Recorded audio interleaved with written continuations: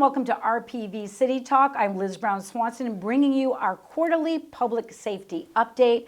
It's my pleasure to introduce you here in studio with the Lomita Sheriff's Station. We have Lieutenant Michael White, who is acting captain of the Lomita Sheriff's Station. Thank you for being here. This is our first time together in studio, so we appreciate you taking time out.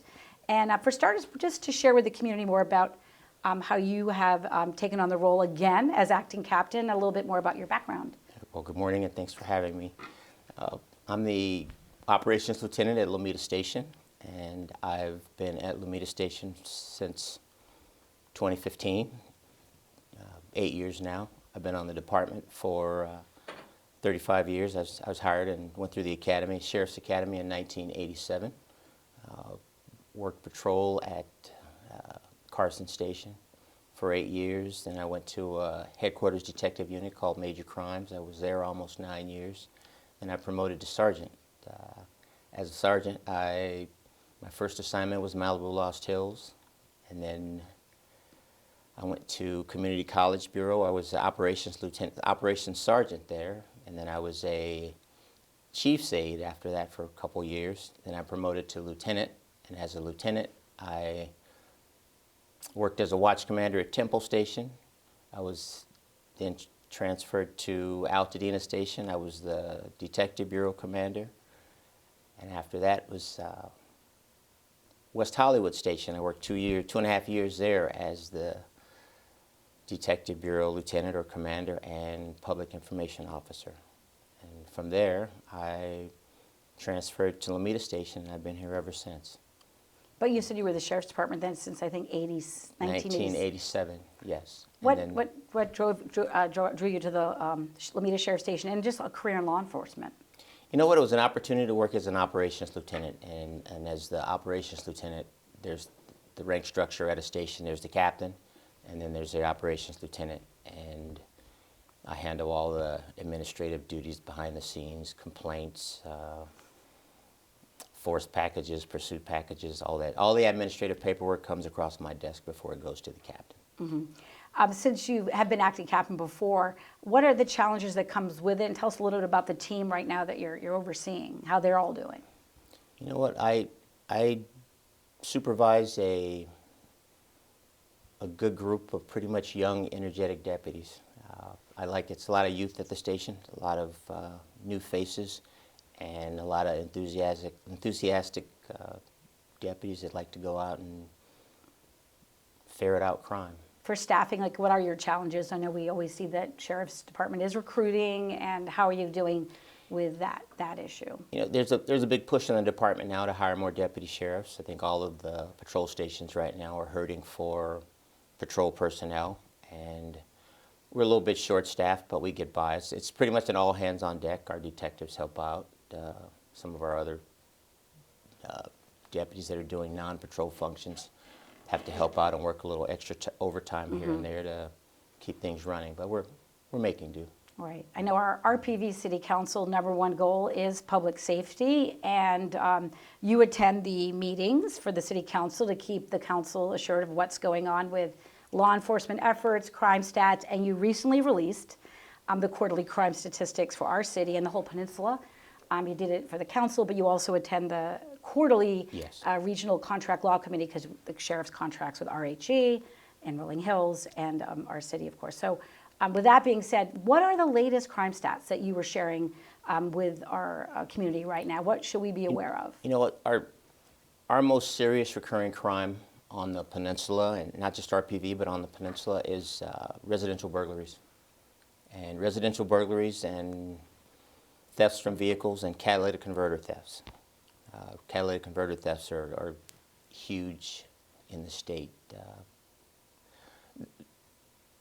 We've managed to arrest a few catalytic converter thieves, but they're still out there. And probably the best thing we could have going for us there is for citizens to be vigilant when they hear that noise of a sawzall or something cutting that catalytic. It sounds like someone's cutting metal in the middle of the night. It's probably not a plumber. It's probably someone stealing a catalytic converter, and we would really appreciate a call. Give us the opportunity to take a thief off the street.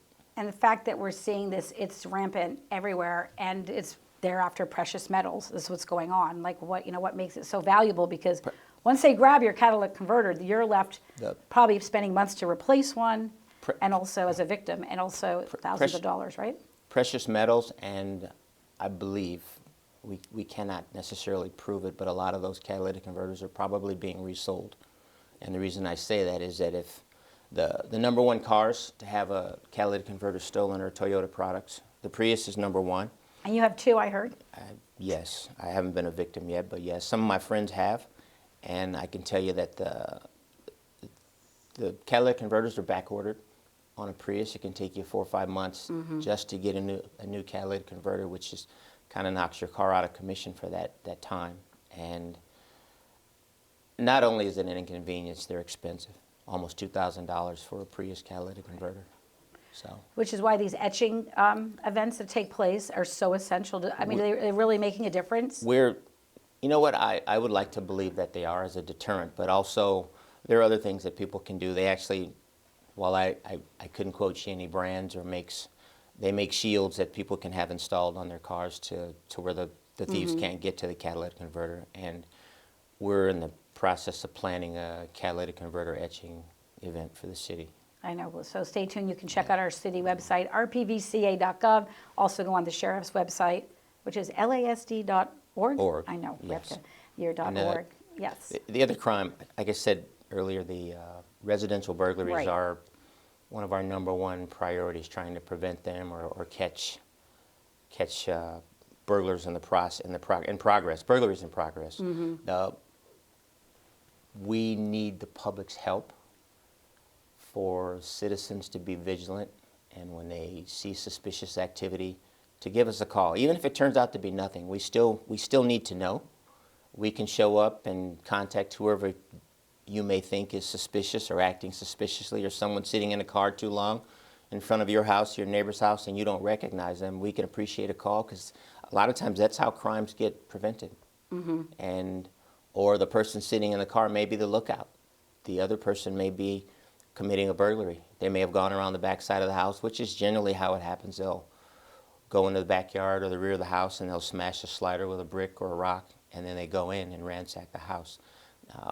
There have been a few instances where a neighbor saw something, but they didn't say something. And that may have been just what we need to solve a crime, to catch some people in progress, because one burglary crew can wreak havoc in an area, especially once they figure out it's easy pickings up here because no one's paying attention. The other one I'll throw out there in preventing these burglaries is, we've seen where people have gone on vacation for a couple weeks, a month, and they didn't tell a single soul in their neighborhood that they were going on vacation. Or we find out that they don't really know their neighbors because they're private, or they just don't want anyone to know their business. And then they come back and their house has been burglarized, and we don't know when it happened. We have a time frame, but the time frame could be a month. And I've seen this before, and I've said this many times. Some people won't tell their neighbor that they're going on vacation, but they'll post beautiful pictures of where they are on Facebook. And a crook can find out where you are and where you live by Facebook, sometimes just by the photos that you post. And your department still does vacation checks? Is that happening? 'Cause I know. We have volunteers, or volunteers on patrol. Okay. We would like to have more. But if you call the station and say that you want to do a vacation check because you're going to be out of town, and you give us a time frame, someone will pass by your house a few times and it gets logged. Not saying that that's going to absolutely prevent a burglary, but it's at least something you can set in place, for a little more peace of mind. Another thing I would also encourage, I'm a big proponent of safes. We have had burglaries where people have lost thousands of dollars in cash or jewelry. And again, we cannot prevent all burglaries, but you can lose $50,000 in a burglary. You probably might want to spring for a safe that costs $3,000 or $4,000, and it weighs 1,000 pounds, you can put it in the garage and bolt it to the floor. Generally speaking, the burglars that we encounter up here, they generally don't have the tools to manipulate a safe. They're only in your house for a few minutes. That's a great tip. So. You yourself were a victim of a burglary. Share your story, and because the whole idea of see something, say something, it didn't occur in your situation. It might have been helpful. Well, in my situation, 2 guys broke into my house, and one of my neighbors saw them walk by, and he didn't call the sheriff. And I have a Ring camera, and I had reset the password, but I didn't log back in.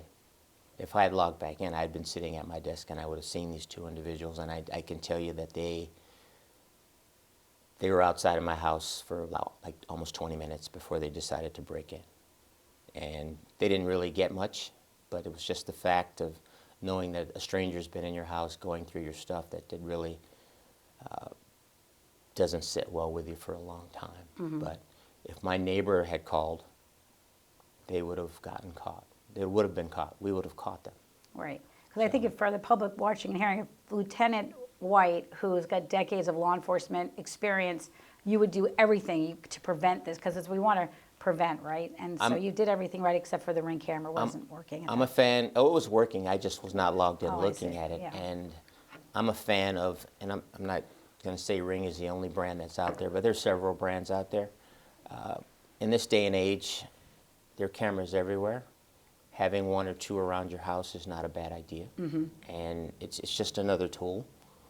Maybe you work at home or you work at a desk and you can log in, or you get the notice on your phone that there's movement and you can check, and you don't have to be there to give us a call. We will respond. Right. Overall, I wanted to talk about cameras as crime suppression tools because we see them everywhere, whether we have home security cameras, the ALPR license plate readers that are on the peninsula, the deputies today, they have body cameras on, all of this layering. How effective is this in crime suppression? What would you want residents to understand where you're encouraging everyone to put those cameras, install those cameras? Well, as far as neighborhood cameras, I'm a fan. And a well-placed camera that catches license plates going into and out of the neighborhood is a tool that we would like to be able to access. If there's a crime in that neighborhood, we can go back, our crime analysts can review that footage, or our detectives can review that footage and maybe get a license plate. It's a clue. Mm-hmm. And I mean, a lot of times we have these residential burglaries or catalytic converter theft. It's basically a whodunit unless someone saw something or they left some fingerprints or some DNA or some other type of evidence. A neighbor, a vigilant neighbor sees them leaving and gets us a plate. If we don't have any of those things, the camera may be the only resource that we have mm-hmm. to try to solve this crime. So as far as the ALPR system, this peninsula is almost perfect for that because the access points are, the major thoroughfares are covered. And the Lomita deputies are grateful that that system is in place. And sometimes daily, weekly for sure, we get stolen cars or cars with felony wants on them and whatnot. And we can also review them if we have a vehicle description or plate to identify bad guys. Right. I think you mentioned at the city council meeting where you were giving out the latest trends and statistics that when you're catching and are making these arrests with through the ALPR system, that there's more arrests being made of cars that are from out of our area than our own cars that are being stolen. But correct. Either way, you're keep getting people out of our neighborhoods correct. That would not be doing correct. good things there. And you mentioned body-worn cameras. All of our patrol deputies at Lomita Station, if they're out on patrol, they wear a body-worn camera, even including supervisors. Mm-hmm. And there's some growing pains with that, getting used to it, activating it all the time, every time we contact a citizen or we go out on a call. But it does a couple things. One, it adds another layer of credibility to the deputies, what they say they saw or what happened. It also gives us the opportunity to improve on what we do.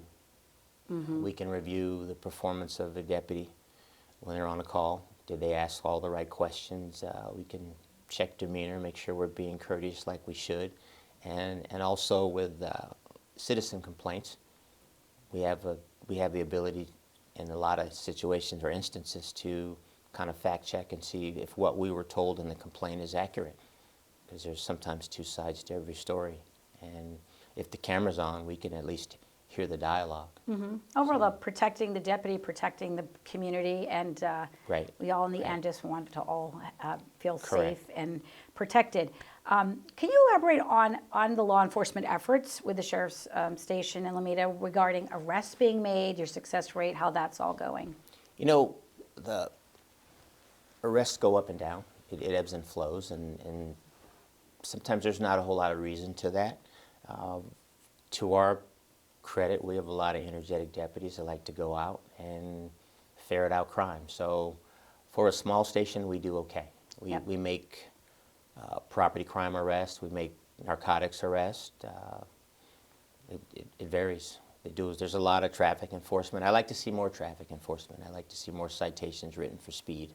And training for the deputies to make those arrests, because often if you're pulling over a vehicle because they're driving, is a stolen car, and then all of a sudden you're dealing with someone that's armed and has drugs, and I mean, it can escalate.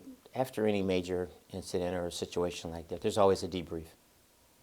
There's always a huddle up where the deputies and the supervisor talk about what we did, what went right, what went wrong, what we could do better, what maybe we shouldn't do again. So that happens all the time. We critique our own stuff a lot, probably more than you would think. Yeah. On April 5th, I was up above Trump National Golf Course when there was a heavy presence of sheriff's vehicles and eyewitness to arrests being made. Just happened to be because I live in the neighborhood. So witnessing all that and the professionalism of all of the deputies involved, for one. Can you just say what happened with that incident? Because that was a situation where a couple of individuals stole some money out of a golf bag in a golf cart, a couple $1,000s worth. And the owner of the golf bag saw them and approached, and a struggle ensued.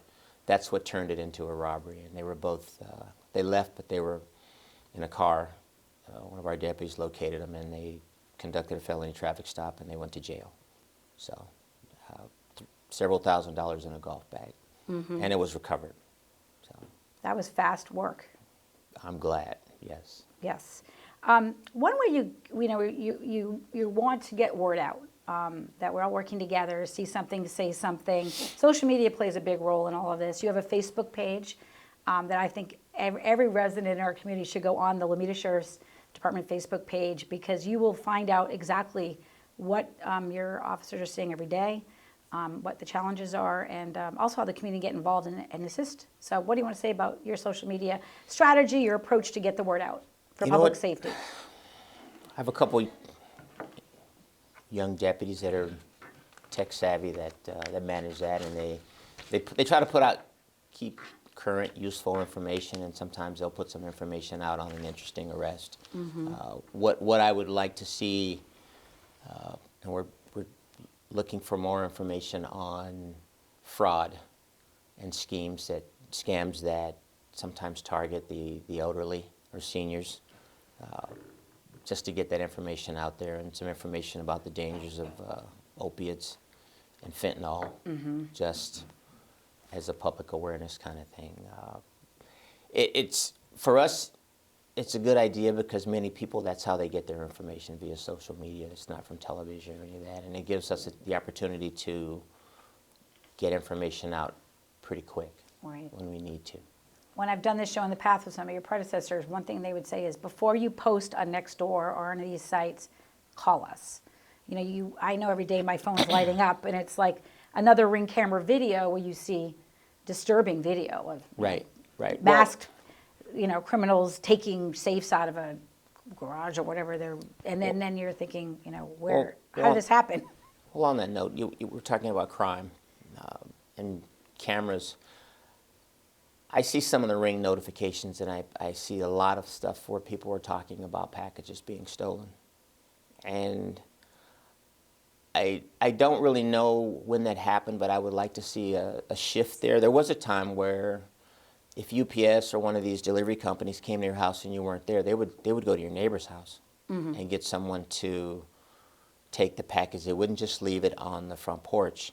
And I know with the larger volume of stuff, the Amazon and other companies that ship stuff, there's a lot more delivery drivers out, and I know they have their job to do, but they leave I've seen packages on the curb next to the rural route mailbox, which is really a terrible idea.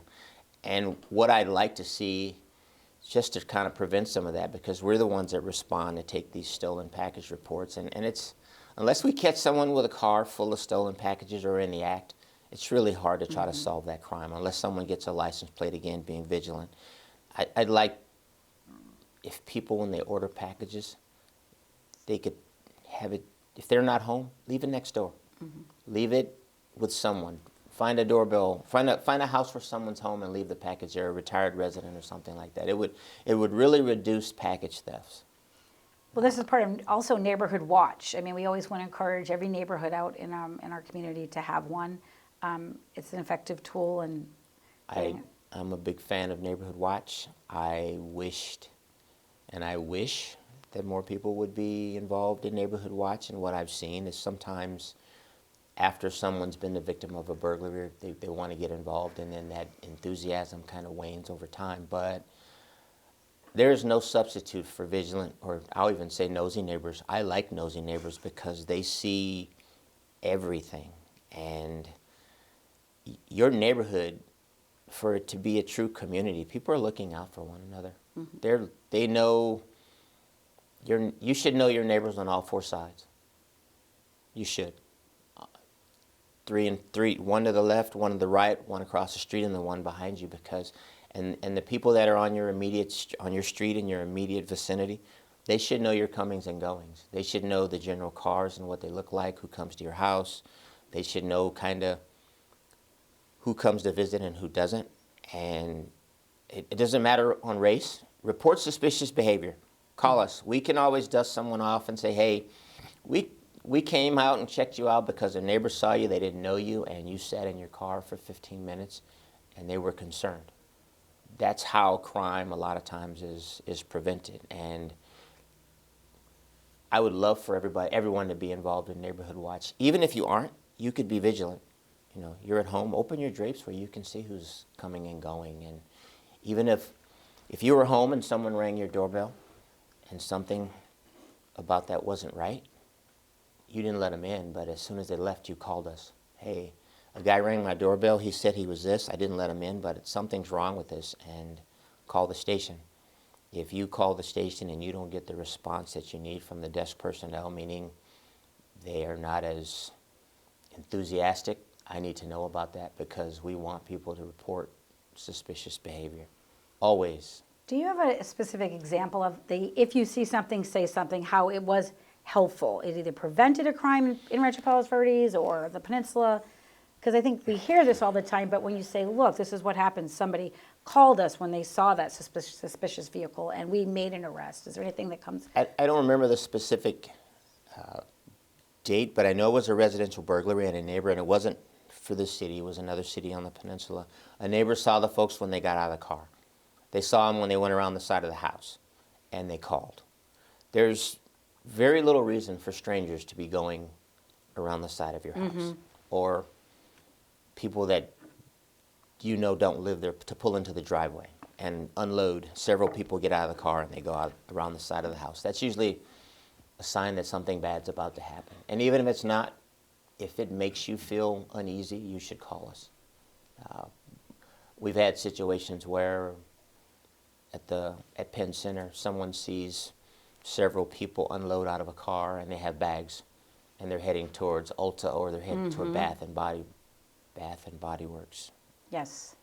And they called. Or a deputy's driving through the parking lot and he sees that type of behavior and he takes action because he knows they're not there for good reasons. So. Yeah, your deputies have been very vigilant and have been successful in arresting, making arrests over at the Peninsula Center. Well, since a couple of those stores opened up over there, and this commercial burglary thing where crews go in with bags and steal large volumes of merchandise, We've made several, and we've had some citizens and some deputies actually drive up when it was happening and make an arrest. We just have a couple minutes. I want to give you an opportunity because we need the community to all work together to keep our community safe.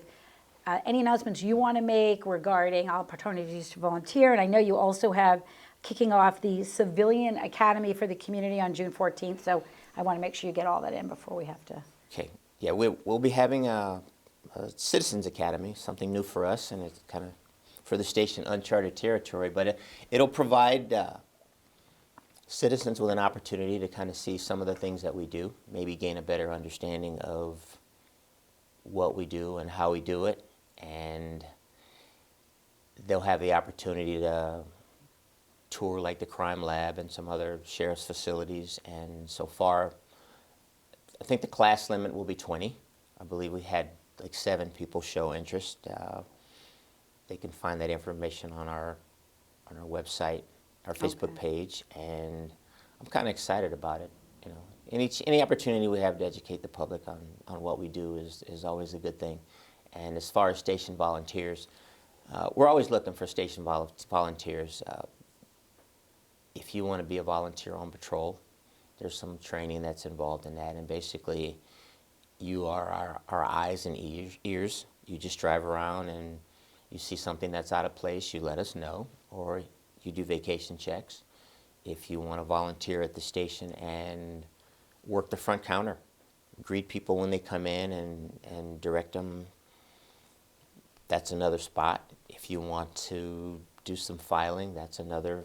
You know, it just depends. There's several things you can do if you're interested, and we're always looking for volunteers who want to show up because it frees up our own personnel to do more things.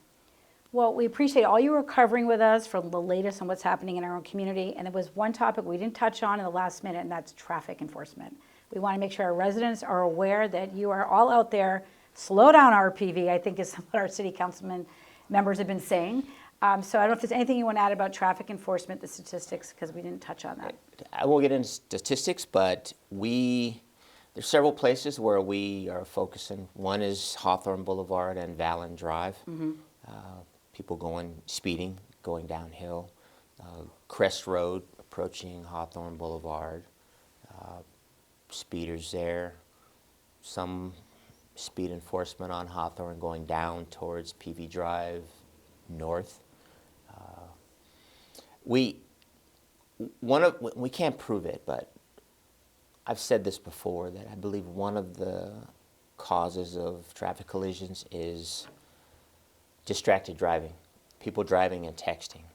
And we generally cannot prove that, because if someone gets in a collision, most people aren't going to say, hey, I was texting right before I crashed. But I tell the deputies quite often, hey, if you see someone driving and texting at the same time, you need to cite them, because technically the way the law is written, you're not even supposed to, even if you have hands-free, you're not even supposed to hold the phone while you drive. It's against the law.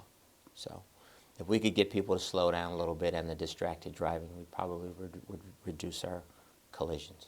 All right. So. Well, I appreciate, again, you being here and taking the time out, and we'll have you back next quarter. You can continue to update us on all that you're doing with law enforcement efforts. And thank you for having me. Yes. That's going to do it for this edition of RPV City Talks Public Safety Edition. I'm Liz Brown Swanson. See you next time, and stay safe out there.